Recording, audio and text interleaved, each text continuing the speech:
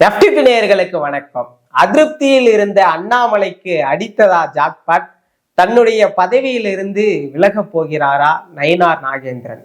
என்ன நடக்கிறது தமிழக பாஜகவில்? என்ன சொல்கிறது டெல்லி தலைமை? இதை பற்றிய ஒரு முழுமையான காணொலியாகத்தான் இது இருக்க போகிறது. தமிழகத்தில் எத்தனையோ பாஜக தலைவர்கள் இருந்தாலும் அண்ணாமலைக்கு ஒரு ஏறுமுகம்தான் தமிழக அரசியலில் என்றே சொல்லலாம். அண்ணாமலை வருகைக்கு பிறகாக பாஜக பற்றிய பேச்சானது தமிழக அரசியலிலே, குறிப்பாக மக்கள் மன்றத்திலே பெரிய அளவாக எதிரொலித்ததை நாம் கண்கூடாக பார்த்தோம். 2024 தேர்தலிலே எம்பி சீட்டுகளாக அது பலன் கொடுக்கவில்லை என்றாலும் 11% வாக்குகளாக பாஜகவிற்கு அது ஒரு மிகப்பெரிய அளவிலே வாக்கு சதவீதமாக பலன் கொடுத்ததையும் நாம் பார்த்தோம். அந்த வகையில் அண்ணாமலையின் வளர்ச்சி எழுச்சி என்று எப்படி நாம் வைத்துக் கொண்டாலும் அது தமிழக பாஜகவிற்கு ஒரு ஏறுமுகமாக இருந்ததாக தான் நம்மால் பார்க்க முடியுது, கணிக்க முடிகிறது.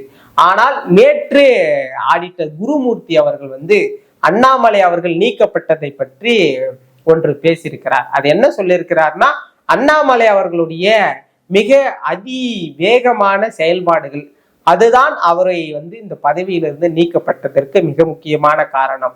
அவர் இன்னும் கொஞ்சம் பொறுமையா போயிருக்கலாம் அப்படின்ற மாதிரி சொல்லியிருக்கிறாரு. வேகமா தன்னுடைய வேலையை, தன்னுடைய அரசியல் செயல்பாடுகளை செஞ்சது இங்க பாஜக தலைவர் பதவியிலிருந்து அண்ணாமலை நீக்கப்பட்டதற்கும் என்ன காரணமா இருக்குமா அப்படி பார்க்கும்போது, அண்ணாமலை அவர்கள் ஒரு பெரிய எமர்ஜிங் ஃபேக்டரா தமிழக பாஜக களத்துல உருவெடுத்தாரு. அந்த உருவெடுப்புக்கு பிறகாக பாஜகவிற்கு அண்ணாமலை இல்லை என்றால் வாக்கு சதவீதம் குறைந்து விடும் என்ற ஒரு பிம்பத்தையும் அண்ணாமலை அவர்கள் சேர்ந்தே உருவாக்கி காட்டினார்.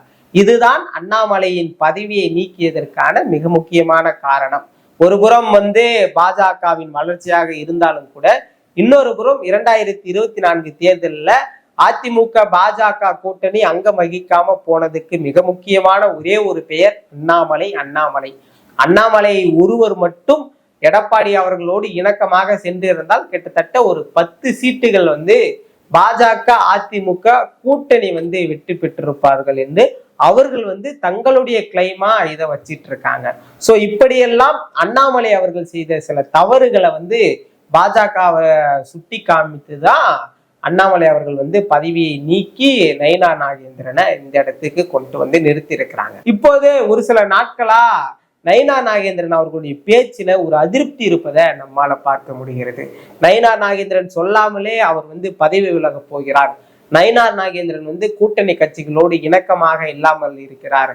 நயினார் நாகேந்திரனுக்கு டெல்லியிலிருந்து பறந்த ரிப்போர்ட் இப்படி எல்லாம் நயினார் தலையில ஒரு பேரிடியை இறக்குவதை போன்ற ஒரு பிம்பமானது உருவாக்கப்படுகிறது. இது அண்ணாமலை வாரூமால உருவாக்கப்படுகிறதா என்று பார்த்தால் கிடையாது. ஏன்னா நயினார் நாகேந்திரன் என்ட்ரிக்கு பிறகாக அண்ணாமலையுடைய அந்த வாரூமானது கொஞ்சம் சைலண்டான மோட்ல தான் இருக்கிறத நம்மளால பார்க்க முடியுது. அப்படி இருக்கும்போது இது அண்ணாமலை அவர்களுடைய வேலையாக இருக்காது. இருந்தாலும் நயினார் நாகேந்திரன் அதிக காலமா தமிழக பாஜகவுல பயணிக்க மாட்டார் என்பதும் நம்மால பார்க்க முடியுது. நயினார் நாகேந்திரன் இல்லாத பாஜக என்னவாக இருக்கும் என்றால், அவருடைய வளர்ச்சியானது ஒரு தேர்தலை சந்தித்தால் மட்டும்தான் நிச்சயமாக பேசு பொருளாக இருக்கும். அப்படி கிட்டத்தட்ட ஒரு 4 மாதங்கள் ஆன நிலையில, இன்னும் தேர்தல் சந்திக்கப்படாத நிலையில நயினார் நாகேந்திரனுடைய வளர்ச்சி நம்மால நிச்சயமா பேச முடியாது. ஆனால் அண்ணாமலையுடைய வளர்ச்சியை பற்றி பேச வேண்டும் என்றால் கிட்டத்தட்ட 11% வாக்கு வங்கியை அவர் வைத்திருந்திருக்கிறார். அப்படி பார்க்கும்போது அண்ணாமலை தான் ஒரு எமர்ஜிங் ஃபேக்டரா தமிழக பாஜக களத்துல ஒழிச்சிருக்கிறாரு. அவருக்கு தானே முக்கியத்துவம் கொடுக்க வேண்டும் அப்படின்னு ஒரு சிலர் பாக்குறாங்க. ஒருவேளை அண்ணாமலை அவர்கள் மீண்டும் தமிழக பாஜக தலைவரா உருவெடுக்கணும்னா என்ன நடக்கணும்? ஒன்னே ஒண்ணு நடந்தா போதும். அதிமுக பாஜக கூட்டணி பிரிந்து சென்றாலே போதும். அங்கு மீண்டும் அண்ணாமலை அவர்களே தலைவரா வருவதற்கான அதிகமான வாய்ப்புகள் இருக்கிறது. காரணம், எடப்பாடி அவர்களை திருப்திப்படுத்த வேண்டும் என்பதற்காக எடப்பாடியை அதிமுகவில் இருந்து பாஜக கூட்டணியோடு அங்கு வகிக்க வேண்டும் என்பதற்காகவே எடப்பாடிக்கு ஃபேவராகத்தான் அண்ணாமலை அவர்களுடைய பதவியானது பறிக்கப்பட்டது.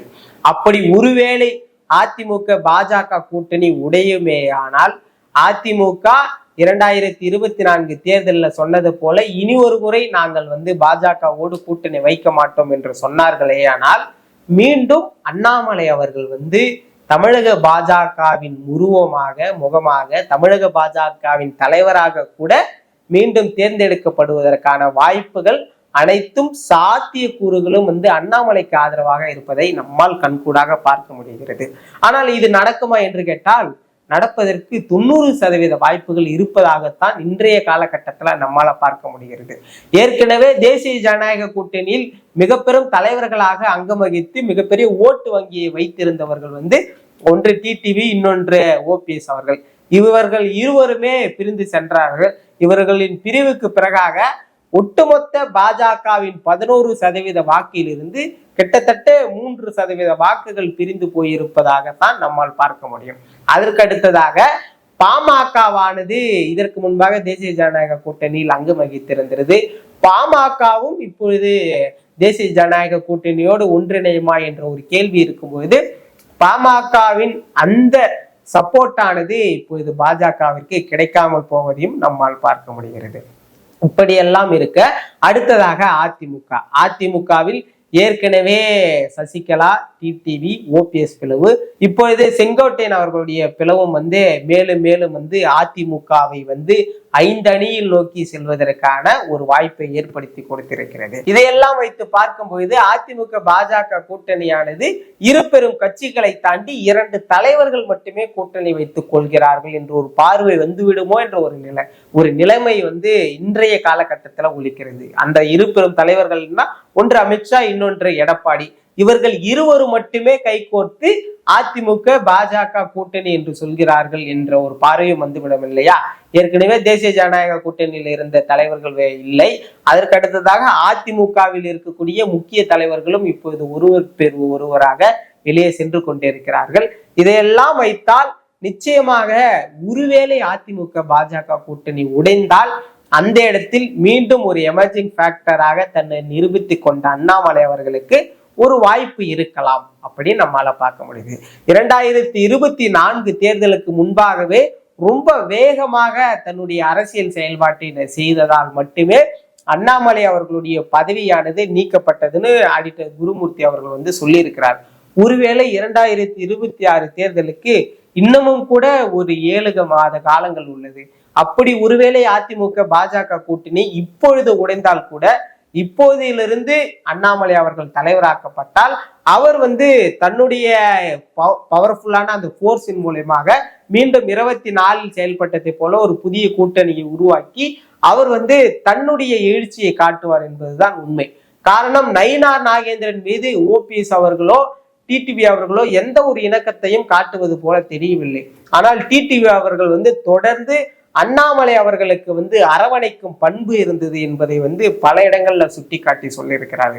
அதே போன்று நேற்று கூட அண்ணாமலை அவர்கள் என்னுடைய நெருங்கிய நண்பர், அவர் பேச்சுக்கு நான் இணக்கம் காட்டுவேன், ஒருவேளை அண்ணாமலை அவர்கள் சொன்னால் நான் கூட்டணிக்கு வருவேன் என்பதை போல ஒரு பிம்பத்தையும் டிடிவி அவர்கள் உருவாக்கி இருக்கிறார். இப்படி தேசிய ஜனநாயக கூட்டணியில் இருக்கக்கூடிய ஒட்டுமொத்த தலைவர்களும் அண்ணாமலை தான் பாஜகவின் முகம், அண்ணாமலைக்கு தான் எங்களுடைய ஆதரவு என்று சொல்லும் பொழுது அங்கே நயினார் நாகேந்திரனின் பங்கு பெரிய அளவில் ஈடுபடாத காரணத்தினால் அண்ணாமலை அவர்கள் மீண்டும் தமிழக பாஜக தலைவராக உருவெடுக்கப்படலாம், அவர் மீண்டும் தேர்ந்தெடுக்கப்படலாம் என்ற ஒரு பார்வையும் இருக்கிறது. ஆனால் இப்படி ஒருவேளை அண்ணாமலை அவர்கள் தலைவராக தேர்ந்தெடுக்கப்பட்டால் அதிமுக பாஜக கூட்டணி நிச்சயமாக இருக்காது. ஏனென்றால் நமக்கு எல்லாத்துக்கும் தெரியும் எடப்பாடி வெர்சஸ் அண்ணாமலை என்ற ஒரு களம் எந்த அளவுக்கு ரொம்ப ஸ்ட்ராங்கா தமிழக களத்துல எதிரொலிச்சிருக்கு அப்படின்னு பார்க்க முடியும். ஆனால் ஒருவேளை அண்ணாமலை என்ட்ரி இருக்கும்போது அங்க ஓபிஎஸ், டிடிவி, சசிகலா, அதுக்கப்புறம் பாமகவை அழைத்து வரலாம். வெளியே சென்ற முடிவாக இருக்கக்கூடிய பல எமர்ஜிங் ஃபேக்டரா இருக்கக்கூடிய தலைவர்களை ஒன்றிணைத்து மீண்டும் அந்த தேசிய ஜனநாயக கூட்டணி ஒரு கணிசமான வாக்கு வங்கியை 2026 தேர்தலிலும் வைத்துக் கொள்வதற்கான வாய்ப்புகள் இருக்கும். என்ன நடக்க போகிறது என்பதை பொறுத்திருந்து பார்ப்போம். ஒருவேளை அதிமுக பாஜக கூட்டணி உடையுமா? உடைந்தால் அண்ணாமலை பாஜக தலைவர் ஆக்கப்படுவாரா? நீங்க என்ன நினைக்கிறீங்க? இதெல்லாம் நடக்குமா இல்ல நடந்தா நல்லா இருக்குமா? நீங்க என்ன நினைக்கிறீங்கன்னு மறக்காம கமெண்ட் பண்ணுங்க. நம்ம மேலும் ஒரு காணொளியில சந்திக்கலாம். நன்றி.